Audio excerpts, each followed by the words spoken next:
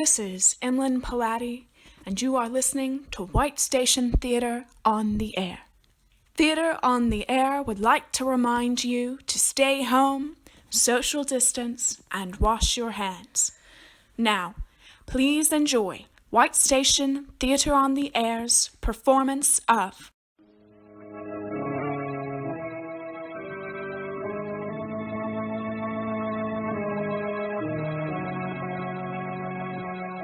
Who knows what evil lurks in the hearts of men?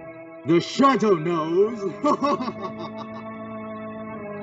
Blue Coal presents The Shadow, a man of mystery who strikes terror into the very souls of evildoers everywhere. Lamont Cranston, a man of wealth, a student of science, and a master of other people's minds, devotes his life to righting wrongs, solving crimes, protecting the innocent, and punishing the guilty. Using advanced techniques that may ultimately become available to all law enforcement agencies, Cranston is known to the underworld as The Shadow, never seen, only heard. As haunting to superstitious minds as a ghost, as inevitable as a guilty conscience.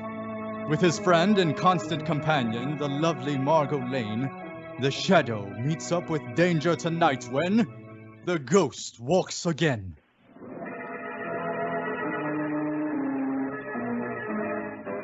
Night. Peaceful night has fallen on a small New England town. We hear the footsteps of a couple from the town heading toward a village meeting, taking a shortcut through an ancient graveyard, when suddenly... Sam! Yes? Sam, look! Up there, by the big oak. Isn't that a freshly dug grave? Well now, it certainly looks like one. Odd. This section's been closed off. There have been no burials there in over 200 years. We'd better take a look. Hold the lantern higher. Say, that's the grave of Sir Roger Mathis. Now, who could have done that? I don't know, but it's a terrible trick. Desecrating a 200-year-old grave. The grave of the first governor of our colony. Whoever the meddler was should...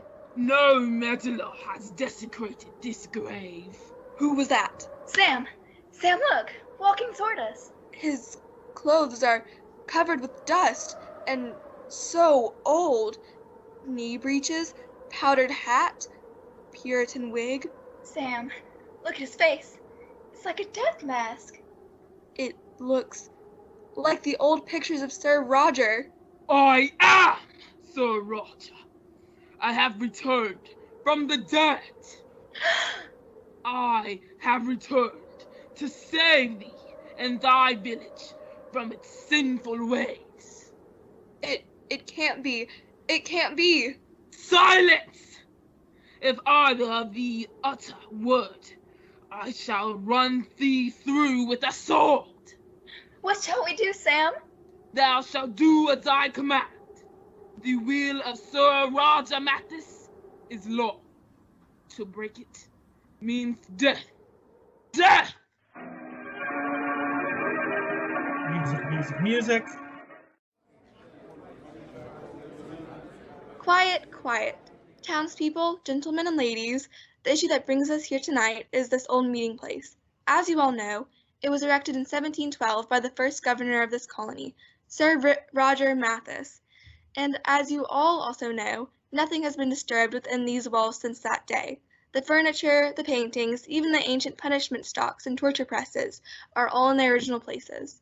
Now, some members have proposed that this hall, which has always been a place for the descendants of the first settlers of this village, be open to the public as a museum, and an admission price be charged. The proposition is an outrage. Please, Mr. Crossman. An outrage, I say. Thou art violating the very laws passed down to us by our founder, Sir Roger Mathis. Someone go into the next room and fetch the original ruling, written in Sir Roger's own hand. You go, Harvey. Yes, sir. I shall read to thee his document, and ye shall see. Oh, no, no! What is it, Harvey? In the press, the ancient torture press, there are two bodies. What? It's Sam and Grace Merrill. They've been crushed to death. There's a note in Sam's hand. It looks like old parchment. What does it say?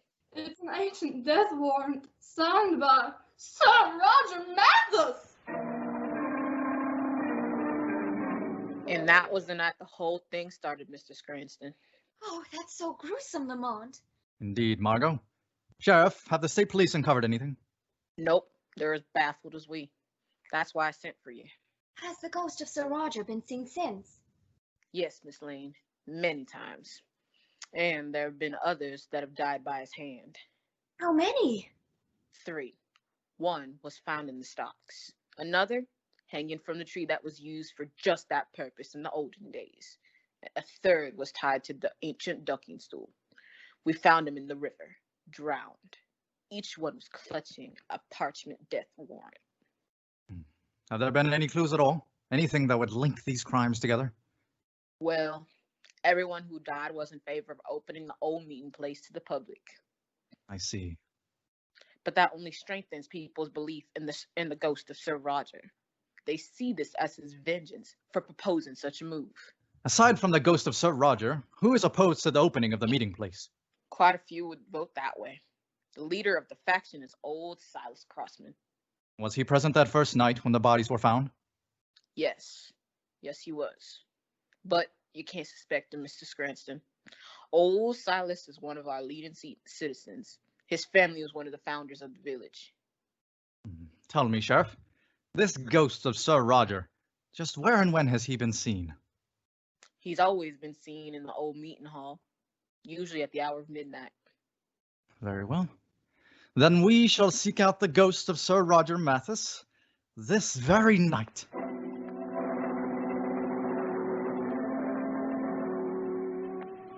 Lamont, I don't think the ghost will ever appear. Oh, the evening isn't over yet, Margot. You're not afraid, are you? No, of course not. I mean, not very.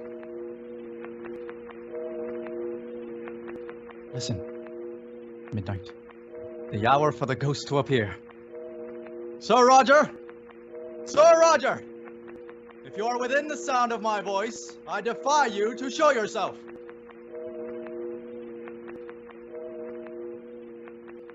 No one answers. Give him time, Margot. Give him a chance to... Lamont, listen! That did it. He's heard me. He's coming. Give me that flashlight, Margot. Here. Who called to me? Speak up! Who summoned Sir Roger Mathis? Look there, Lamont.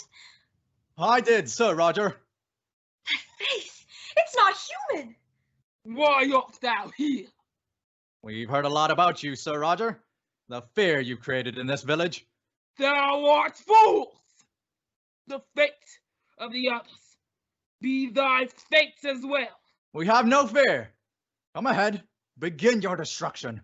I am most curious to learn your powers. I select the time for my revenge. I see. Then you are not going to harm us tonight, is that it? Very well. If you won't come to us, then we shall come to you. Stay without art, I warn thee. Come on, Margot. We're going to meet Sir Roger Mathis right now. Hurry, Margot. Up these stairs. Well, Sir He's gone. But where? I have chosen not to meet thee at this moment. Where is that voice coming from? Listen to me, both of you. He must have gone through a secret panel. Thou hast defied the laws of Sir Roger Mathis, and by my sword, thou shalt die for it!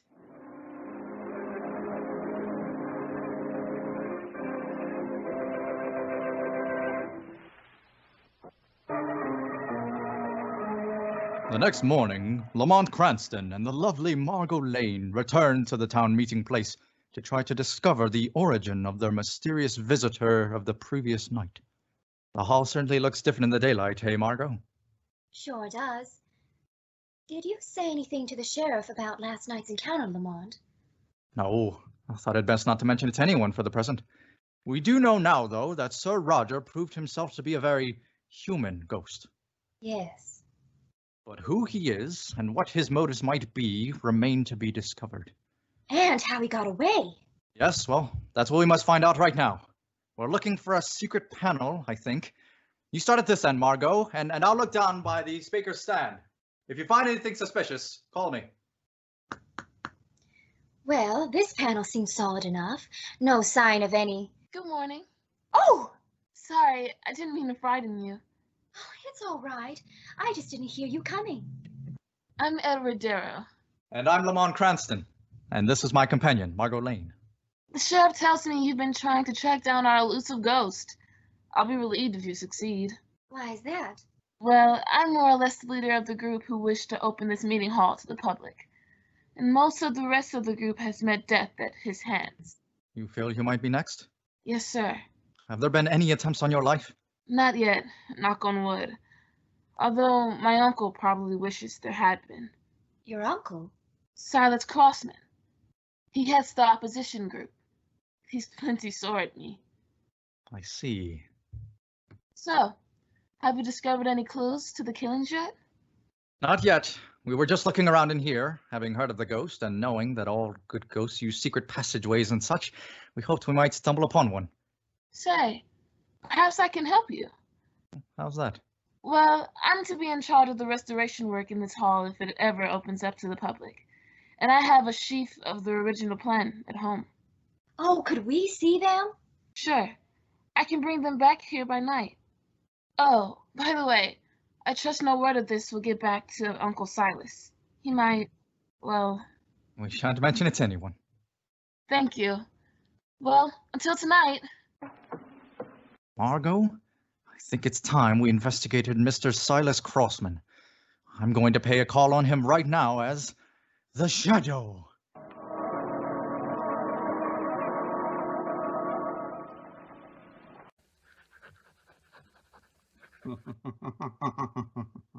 What was that? Sorry to interrupt your letter writing, Mr. Crossman. Who are ye? Where does thy voice come from? I am right beside you, Silas Crossman. Don't trouble yourself to look for me. No human eyes have ever seen me. I am called the Shadow. What brings thee into my house? I'm in search of a ghost, Silas Crossman. The ghost of Sir Roger Mathis. And I believe you know all about him. I know nothing more than the others. Why are you opposed to the opening of the old meeting hall? Because the hall belongs only to those of the village. For hundreds of years it has been that way. They shall not desecrate an ancient tradition. Those are the same words used by Sir Roger. I am aware of that. People aren't going to continue to believe that a ghost did the killings in this village. Soon they will know a human hand has responsibility. And their suspicions, Silas Crossman, will fall on you. And why me? Because of your behavior, the way you live, the ancient relics in this house, like the quill pen you write with. In your speech, you use the antiquated thee and thou, just as the ghost of Sir Roger does. That proves nothing. You're wrong. That evidence alone would be enough to convict you in a court of law. Now tell me, what do you know about these killings? Nothing, I know nothing. Very well. I've given you your chance. Let me warn you, Silas Crossman. If you are the killer, you will pay for your crime. Lamont, do you think Mr. Darrow will keep his word? I believe so, Margot.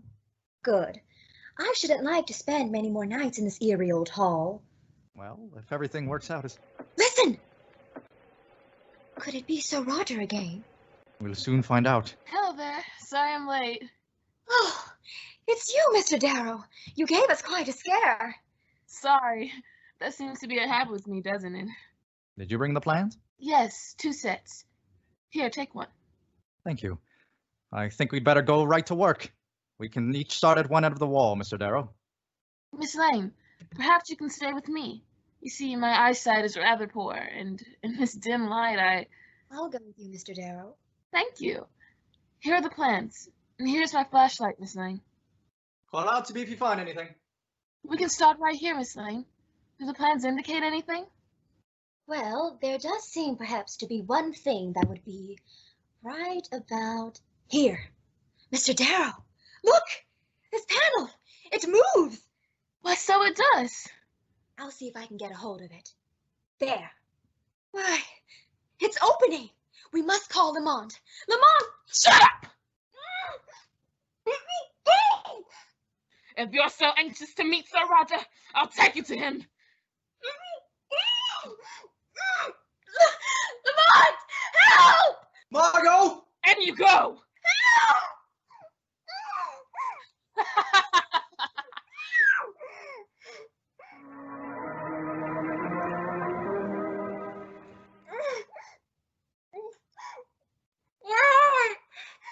Where have you taken me? A secret compartment beneath the meeting hall. Let me out of here!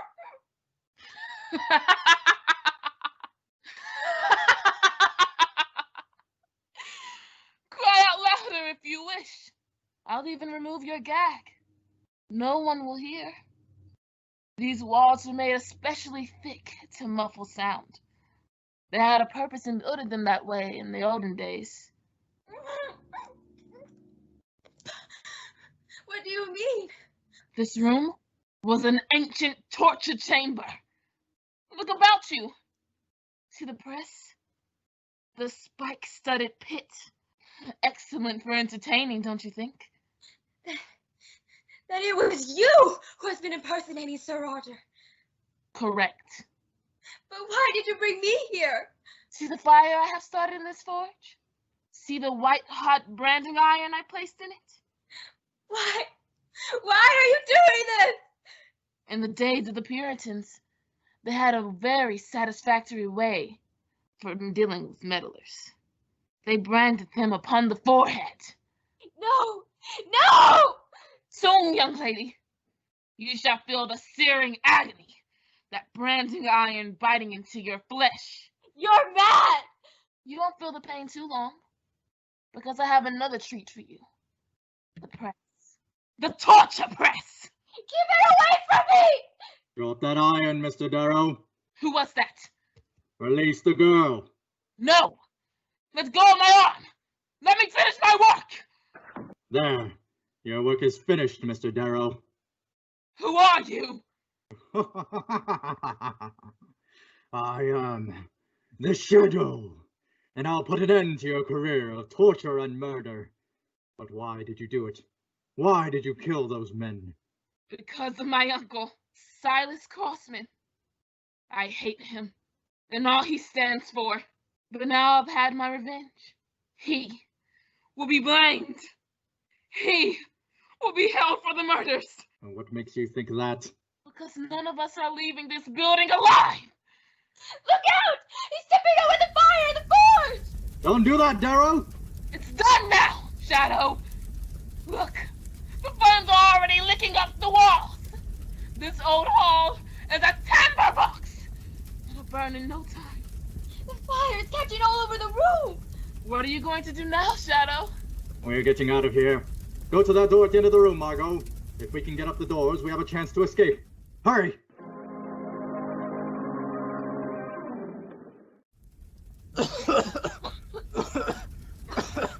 Hold on to my hand, Margot. No. Lamont, I can't see. We've got to keep going.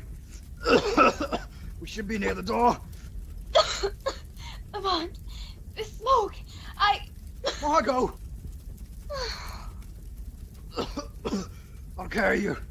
We haven't far to go. We only have to make it to the door. The door. Wait. This is it.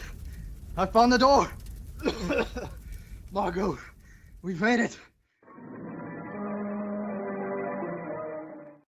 How do you feel, Margot? Better, thank you. Take a look at that old meeting hall. It's a mass of flames. Yes, we got out just in time. Any sign of Darrow? No, there's no hope for him now. Look, in the belfry of the meeting house, there's someone standing up there. Lamont, it's Darrow! Yes, look at him. He's waving his arms. He's shouting something to the crowd. Lamont, he's going to jump! Turn your head, Margot. I just left the police, Margot. They searched young Darrow's house. Did they learn anything? Yes, among other things, they found the costume he wore for his ghostly impersonations. But why did he ever do it, Lamond? Well, they found his diary among his effects. That told the real story, Margot. What was it? Well, the young man was most anxious to inherit his uncle's fortune, so he devised the first murder to throw suspicion on the old man, hoping that he would be blamed for it and possibly executed for the crime. Oh, I see. I'm certain he didn't have a very balanced mind to begin with, and after the first killing, he just went berserk with a lust for murder that proved his downfall.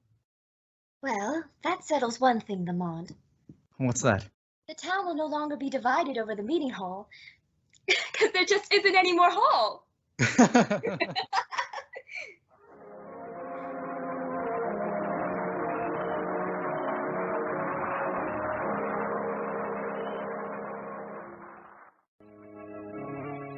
The weed of crime bears bitter fruit.